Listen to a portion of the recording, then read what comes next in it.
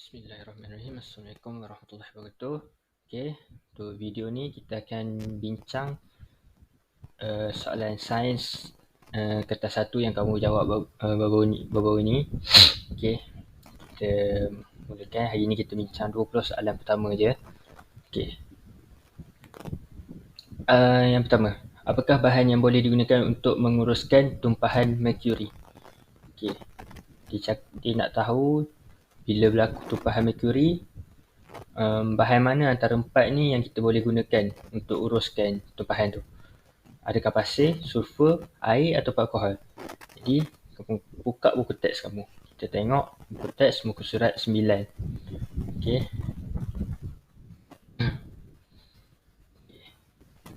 Nampak kat muka surat 9, kat sini dia ada insiden tumpahan merkuri. Jadi kat sini bagi kamu cara dia, kamu bagi tahu cikgu atau pengatur makmal, lepas tu jadikan kawasan tu kawasan larangan. Lepas tu dia kata kat sini tabur serbuk sulfur untuk menutupi tumpahan. Dan akhir sekali hubungi jabatan bomba. Okey, kat sini dia kata tabur serbuk sulfur. Okey, jadi jawapan dia adalah B. Seterusnya, nombor 2. Antara bahan berikut yang manakah boleh dibuang ke dalam sinki? Kamu nak buat eksperimen apa semua kan? Dah habis eksperimen tu, kamu nak buang bahan. Tak semua bahan kamu boleh buang dalam sinki. Jadi bahan apa yang kamu boleh buang dalam sinki? Dan apa yang tak boleh? Jadi kita tengok buku teks, kita tengok bahan apa yang tak boleh. Surat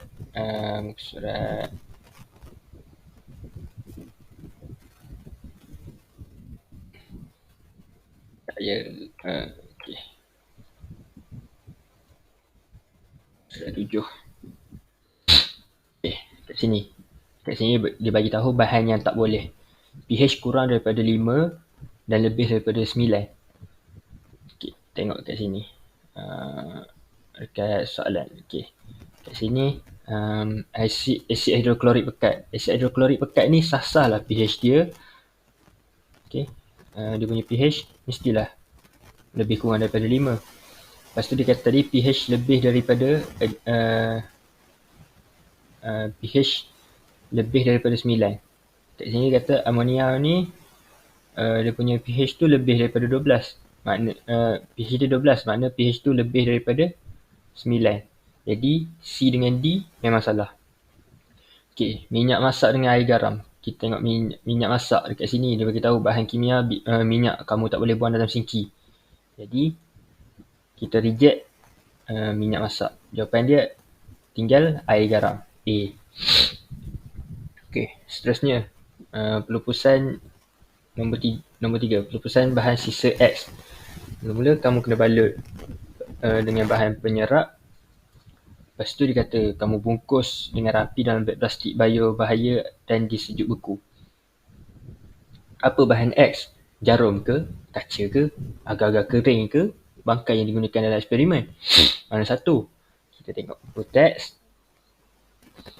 teks. Muka surat 8. Okey, kat sini. Okey, SOP dia, Prosedur Operasi Standard, pelupusan sisa biologi yang digunakan. Okey, kamu tengok kategori C. Kat sini ada lagi beberapa kategori peralatan tajam semua. Tapi yang manakah yang menepati kaedah yang digunakan ni? Okey, dibalut dengan bahan penyerap. Lepas tu dia dibungkus dengan rapi. Kita tengok dekat sini. Kat sini jarum kan. Jarum tadi ada dalam pilihan jawapan. Tak ada pun dia tak kena balut pun dengan bahan penyerap. Adakah tisu? Kaca. Okey, kaca. Kita tengok kaca. Kaca kategori bahan tajam juga tak ada juga. Okey. Yang paling tepat adalah kategori C, haiwan uji kaji. Ataupun dalam situasi ni adalah bangkai tikus yang digunakan dalam eksperimen. Jadi jawapan dia adalah D. Okey, nombor 4. Yang manakah perlu diberikan Heimlich maneuver? Okey, kita tengok dekat buku teks kamu tentang kaedah ni. Ada dalam muka surat 25.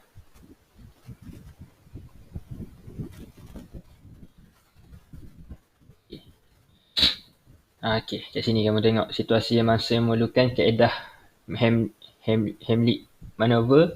Kamu tengok yang kategori kedua dengan kategori keempat ni. Dia kata tak boleh bercakap atau batuk, sukar bernafas. Jadi kat sini pilihan jawapan dia adalah D. Okey. D, dia tak dapat bernafas dan tak dapat bercakap. Okey, seterusnya nombor 5.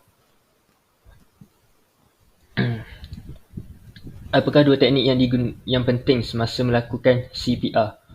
A. Menekan dada dan mengepam darah. B. Membuang objek tersumbat dan menekan dada. C. Memberikan bantuan pernafasan dan mengepam darah. D. Menekan dada dan memberikan bantuan pernafasan. Okay. Antara empat ni, mana satu yang paling tepat? Kita tengok balik semula. Buka muka surat kamu, buku teks kamu, muka surat 23.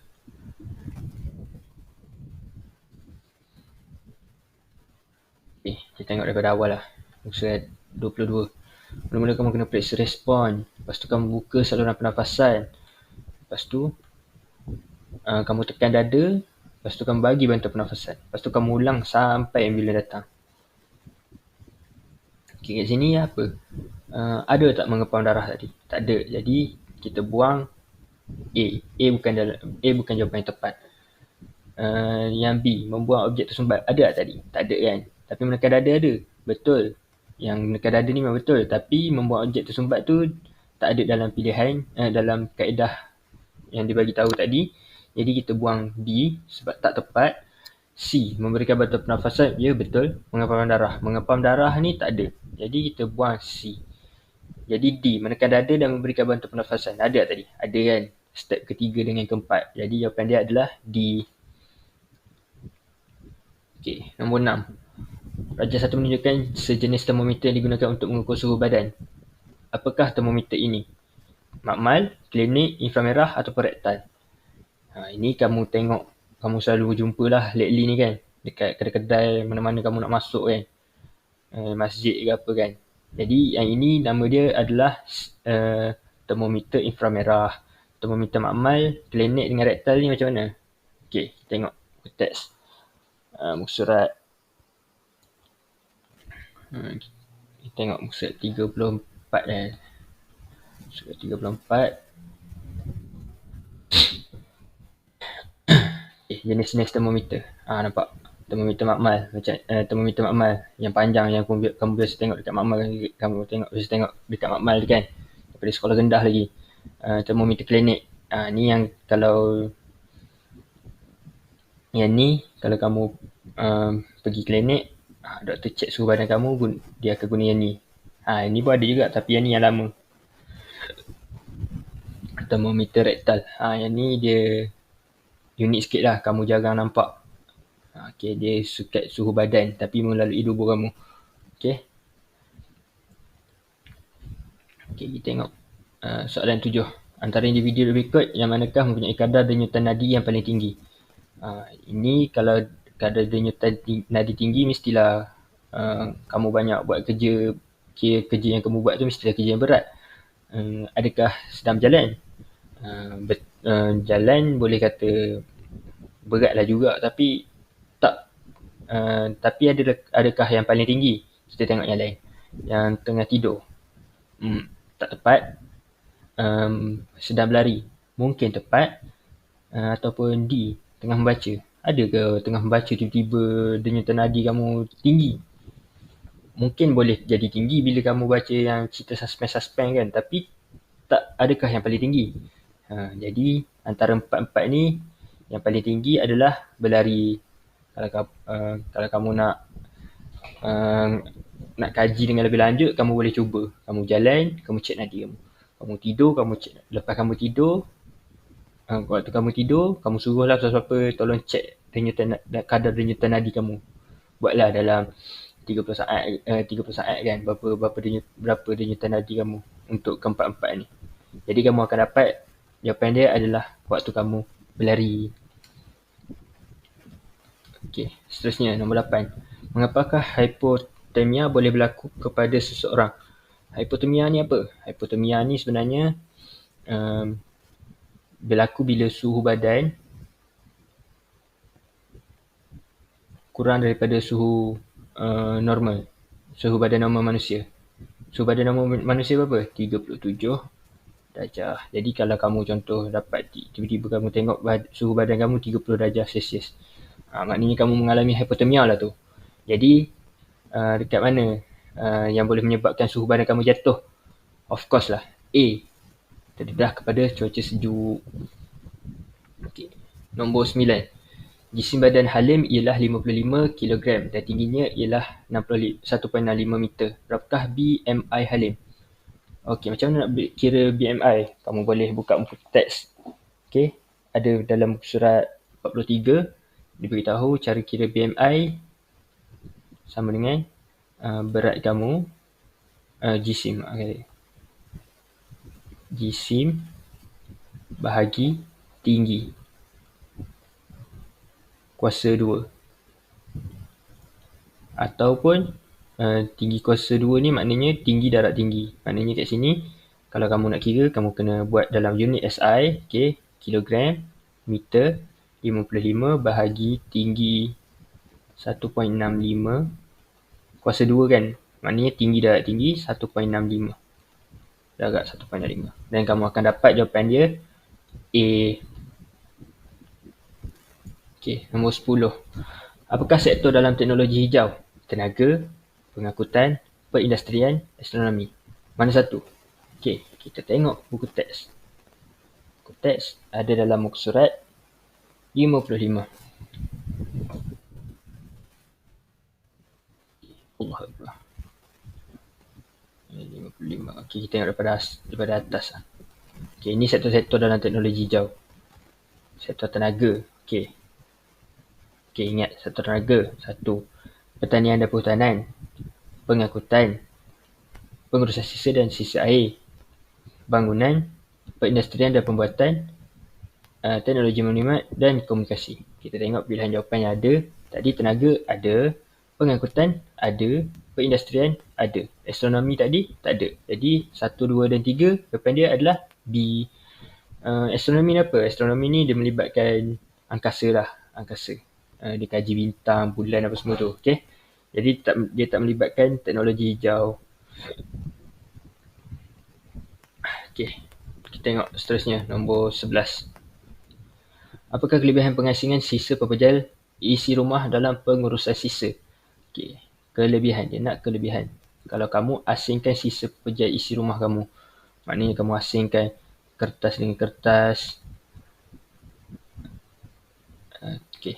Kertas dengan kertas, plastik dengan plastik, and so on lah kan, macam-macam lagi. Kamu asingkan. Okay, kertas kamu letak selonggok, plastik kamu letak selonggok. Macam tu lah. Jadi apa kelebihan dia? Memudahkan proses kita semula, memudahkan perputaran sistem pepejal, mengurangkan ruang dalam lori sampah, memudahkan bahan sisa digunakan semula. Antara 4 ni mana yang paling tepat? Sebab keempat-empat ni kelebihan, tapi yang mana yang paling tepat? Yang paling tepat adalah A, memudahkan proses kita semula. Sebab apa? Bila kamu dah kategorikan dia kertas dengan kertas, plastik dengan plastik, dia memudahkan kamu. Contoh kertas, kalau kamu nak kita semula, boleh buat boleh buat kertas kita semula kan, jadi kertas warna kuning tu kan. Kalau kamu ingat kertas peksa ada kertas warna kuning kan. Tu antara contoh kertas kita semula kan. Plastik dengan plastik, dia memudahkan kamu untuk melakukan proses kita semula.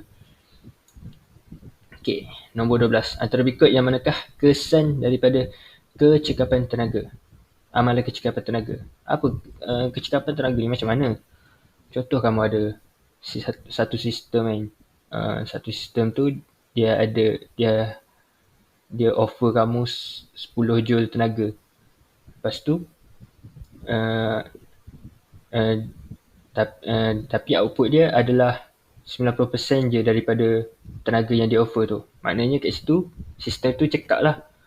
Okay, macam tu lah. Jadi apa kelebihan, apa kesan daripada situasi ni? Peningkatan dalam penjimatan sumber tenaga. B, menjejaskan ekonomi negara. C, pertambahan pengangkutan tenaga, pertambahan penggunaan tenaga. Atau D, meningkatkan kos sara hidup. Kalau kamu tengok ni kan, dia bagi kesan baik ke kesan buruk? Kalau tanya saya, of course lah, dia bagi kesan buruk, dia bagi kesan baik. Jadi, kita tolak kesan buruk antara kita tolak kesan buruk, jadi yang tinggal hanyalah A. Dia meningkatkan penyebatan. Jadi kamu tak perlulah contoh kamu guna remote kan. Biasa kamu guna 2 bateri kan. Tapi sebabkan dia cekap, kamu guna 1 bateri je. Jadi kat situ kamu dah jimat 1 bateri. Jadi macam itulah dia.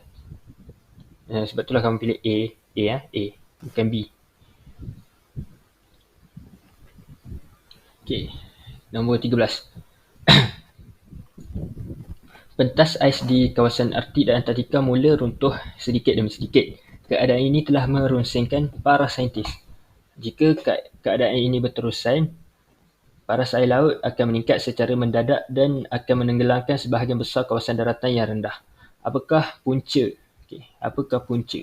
Punca kepada apa? Punca kepada ais ni runtuh sikit demi sedikit. A. Penghazilan gas rumah hijau yang tidak terkawal. B. Penghakisan disebabkan oleh penurunan hujan asid. Nampak macam betul. C. Pengangkutan sisa pepejal seperti plastik.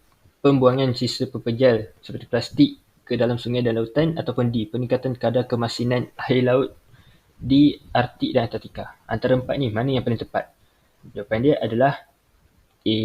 Sebab apa? Sebab gas rumah hijau ni, gas rumah hijau ni contoh kan dekat bumi kan. Ni bumi kan. Gas rumah hijau ni dia akan duduk dekat ruang udara kita ni. Ruang udara bumi.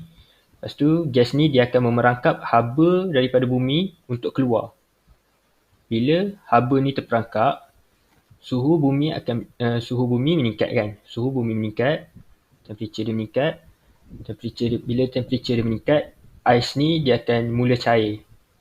Ais ni akan mula cair. Suhu air laut pula dia akan mula meningkat. Dan menyebabkan ais tu cair dan akhirnya dia akan runtuh sikit-sikit. Dan akhirnya jadilah seperti keadaan yang diceritakan dalam ni. Jadi jawapan dia adalah A. Nombor 14. Raja 2 di bawah menunjukkan piramid mod pengangkutan hijau. Padankan jawapan yang betul. Mula-mula kenderaan individu, kenderaan individu. Lepas tu kenderaan penumpang berkumpulan. 2, 3, 4. 1, 2, 3, 4. Lepas tu akhir sekali pejalan kaki. Kat sini kamu nampak daripada orang paling ramai kan. Paling ramai jalan kaki kepada yang paling sikit yang ada kenderaan individu. Sebab tak semua orang ada kenderaan sendiri. Jadi apa yang empat lagi ni? Jawapan dia adalah kita tengok buku teks muka surat 66. Okey. 66. Awak nampak ni. Yang satu tu teksi, yang dua tu kenderaan perkhidmatan, ketiga tu pengangkutan awam, keempat tu basikal. Kalau dekat soalan lah. Jadi, yang mana? Teksi, kenderaan perkhidmatan, pengangkutan awam, basikal. Jawapannya adalah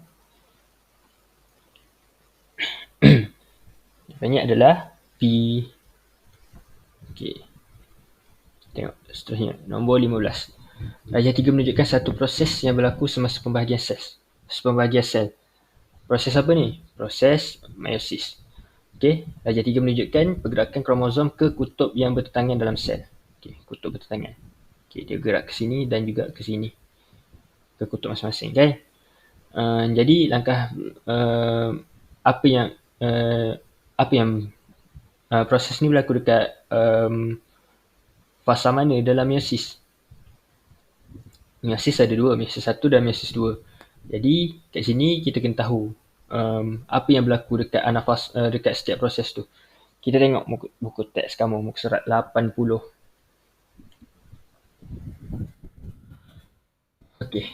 Apa yang berlaku kepada anafasa 1? Sentroma membahagi dua setiap kromatik berkembar berpisah dan bergerak ke kutub bertentangan. Jadi jawapan dia adalah anafasa 1. Okay. Oh maaf, ni mitosis. Tersilap. Allah Akbar. Anafasa 1. Kita tengok anafasa 1 balik semula. Okey. Anafasa 1 dia kata, kromosom homolog berpisah dan bergerak ke kutub bertentangan sesuai dengan apa yang dinyatakan dekat dalam ni. Okey. Kromosom bergerak ke kutub-kutub yang bertentangan dalam sel. Jadi jawapan dia A, anafasa 1. Okey, nombor 16. Rajah 4 menunjukkan peringkat mitosis yang berlainan. Okey, kali ini kita tengok mitosis pula. Antara berikut yang manakah urutan betul bagi mitosis? Kita tengok buku teks kamu. Okey, sekejap. Okey, ini mitosis. Profasa dia macam ni kan. Dia masih lagi, dia tak ada lagi gentian gelendong. Metafasa dia dah ada gentian gelendong dan dia mula tersusun dekat satah khatulistiwa. Dan ketiga, anafasa dia berpisah ke kutub bertentangan. Jadi kita tengok kat sini mana yang paling tepat. Okey, kat sini Z tak ada dalam buku teks tadi. Jadi tapi sebenarnya Z ni adalah proses yang pertama. Okey, dia belum menampakkan kromosom ni lagi. Yang kedua adalah Y. Ketiga dia duduk dekat dekat satah khatulistiwa ni. Gentian gelendong mula ternampak dan akhir sekali dia akan berpisah ke kutub bertentangan. Jadi ZYXW adalah D. Okey, tengok pula nombor 17. Okey. Antara berikut yang manakah berlaku? Antara yang berikut apakah berlaku kepada seseorang yang mengalami masalah sindrom Turner? Sindrom Turner ni apa? Okey. Kalau tengok buku teks kamu, buku surat 91. Buku surat 91. Ni ada bagi tahu kat sini. Sindrom Turner. Sindrom Turner ni berlaku bila individu tu dia kurang bilangan kromosom seks berbanding individu normal. Maknanya kat sini jumlah keseluruhan dia, kan kita ada 45 kromosom kan. Dia hanya 44 je yang berpasangan dan kromosom seks dia yang ke 45 tu dia tak ada pasangan. Dia X je. Jadi dia ada masalah dengan dia punya ciri-ciri seks sekunder. Ini berlaku kepada perempuan je. Okey. Kebiasaannya berlaku kat perempuan. Jadi kat sini apa jawapan dia? Yang paling sesuai. Yang paling sesuai adalah C, perempuan yang hanya mempunyai kromosom X. Okey, 18. Maklumat berikut menunjukkan suatu penyakit genetik. Seorang remaja terlibat dalam satu kemalangan jalan raya. Beliau mengalami pendarahan di bahagian lutut dan siku. Darahnya mengalir secara berterusan di bahagian luka tersebut dan mengambil masa yang lama untuk membeku. Okey, kat sini keyword dia adalah luka ambil masa yang lama untuk membeku. Okey, darah pula mengalir secara berterusan. Okey. Kat sini dia menunjukkan ciri-ciri seorang yang mempunyai masalah B, hemofilia. Hemofilia ni apa? Hemofilia ni kalau buku test tu boleh tengok muka surat 92. Okey, 92. Okey, ini nampak. Pesakit hemofilia mengalami kesukaran darah membeku. Hal ini demikian kerana berlaku mutasi pada gen yang menghasilkan faktor pembekuan darah. Individu itu akan kehilangan darah berterusan sekiranya terluka dan tercedera. Jadi jawapan dia adalah B. Dia ada masalah, darah dia ada masalah untuk membeku. Okey. Tengok nombor 19. Rajah 5 menunjukkan kacut silam bagi dua jenis mangga berlainan ciri. Okey, mangga P dia ada isi tebal, masam, buah dia kecil. Q pula mempunyai isi nipis, manis, buah yang besar. Antara berikut ciri manakah betul untuk mangga S? Saiz dia besar. Okey, sebab saiz besar ni adalah yang dominan. Okey. Ini dominan. Lepas tu isi dia nipis dengan tebal. Mana yang dominan? Mestilah isi yang tebal. Jadi A dengan B salah. manis dengan masar. Mana satu yang dominan? Yang dominan adalah yang alil yang manis. Jadi jawapan dia adalah C. Okay. Yang terakhir untuk hari ni, okay. Soalan 20. Rajah 6 menunjukkan pergerakan seekor cacing. Okay, ni cacing. Dia bergerak ke arah ni, ke arah kanan, dari kiri ke kanan. Antara berikut yang manakah betul tentang tindakan otot pada segmen X? Pada segmen X. X ni apa? X ni kepala dia lah. Okay. Okay. Dekat otot membujur. Apa yang berlaku? Dan juga otot lingkar. Apa yang berlaku masa ni?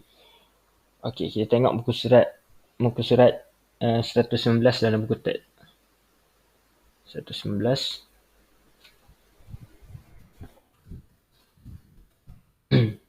Okay, kat sini. Dia bagi tahu kat sini. Masa dia bergerak ni, okay, dari kiri ke kanan, otot lingkar mengendur, otot membujur mengecut. Otot membujur mengecut, otot lingkar mengendur. Jadi jawapan dia adalah okay, D. Okay. Okay, untuk hari ni itu saja. Jadi cikgu nak kamu buat pembetulan lah yang mana salah tu. Okay. Buat dalam buku latihan kamu. Untuk yang nombor 21 hingga 40 kita akan bincang pada video ataupun hari yang seterusnya. Okay. Okay, itu sahaja daripada cikgu. Terima kasih. Assalamualaikum.